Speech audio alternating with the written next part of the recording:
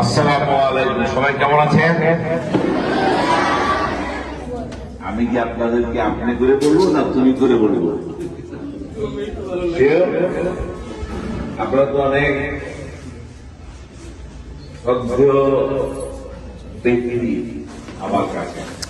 আমি জীবনে যেটা করতে পারিনি সেটা আপনারা করেছেন। আমি একটা ছোট্ট গল্প দিয়ে শুরু করি। এটা তখন এই আপনাদের যে মূল মাদ্রাসাটা, এটা টিনের গড়ের মাদ্রাসা ছিল, আর এটা ছিল ইসলাম। আমার জীবনের প্রথমে আরবিক শিক্ষা আমি শুরু করি ওই টিনের মাদ্রাসা। আমরা ফজরের নামাজের পরে আমাদের জন্য আদেশ ছিল এইখান থেকে ফজরের নামাজ দিয়ে পড়ে বাবা পাঠিয়ে দিত মাদ্রাসাতে। এইখানে আমরা 1 ঘন্টা আরবিক পড়তাম। এমনকি বাংলাদেশ ধর্মটা পরিবর্তন ছিল না। আমরা সবকিছু শুরু করি কি দিয়ে? বিসমিল্লাহির রহমানির রহিম, তাই না? তাই তো? তার মানে আমরা আল্লাহর একমাত্র অধীনত্বকে বিশ্বাস করি। মানে আমরা ইসলাম ধর্মটাকে আমাদের প্রাণের সাথে, এটা আমাদের প্রাণের স্পন্দন, এটা আমাদের শক্তির উৎস, তাই তো? এই ইসলাম ধর্মটাকে সাংবিধানিক ভাবে প্রতিষ্ঠিত কে করেছিলেন বাংলাদেশে বলতে পারেন? আল্লাহর আধিপত্য ছিল ইসলাম ধর্ম। বাংলা আল্লাহর আধিপত্যকে রাষ্ট্র কাঠামোর মধ্যে বাংলাদেশের কথা প্রতিষ্ঠিত করেছিল কে? একটু বলতে পারবেন? বলেন তো, আপনি বলেন।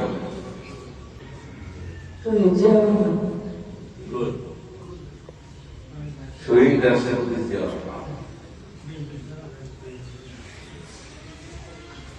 এই আমরা একটা রাষ্ট্র, আমরা কারো কোনো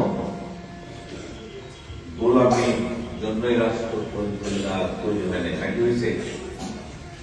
আমরা কি আর গোলামী করার জন্য রাষ্ট্র স্বাধীন করেছি?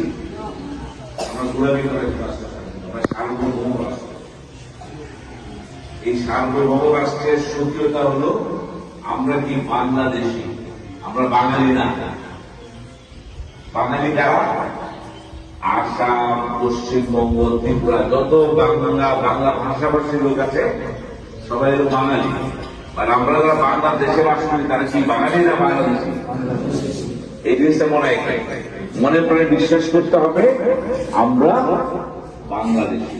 বাঙালি একটা জাতি গোষ্ঠী আছে যারা বাংলায় কথা বলে, সেটা দেশের পৃথিবীর বিভিন্ন জায়গায় ছড়িয়েছে। আমাদের নিজস্ব জাতিসত্তা কি মনে থাকবে এই কথাটা? এবং এই জাতিসত্তার পরিচয় কে দিয়েছিলেন? আমাদের এই বাংলাদেশি জাতীয়তাবাদ, এটা জাতিসত্তার পরিচয়টা কে এনে দিয়েছিলেন আমাদেরকে? শহীদ রাষ্ট্রপতি। এবং এই মতবাদ যতদিন পর্যন্ত প্রতিষ্ঠিত থাকবে, আমাদের সংবিধানে যতদিন পর্যন্ত আল্লাহর পরাক্রমশীলতা আমরা স্বীকার করব, বিসমিল্লাহির রহমানির রহিম স্বীকার করব, ততদিন পর্যন্ত এই ভূখণ্ড সুরক্ষিত থাকবে। যেতে পারবো আপনাদেরকে?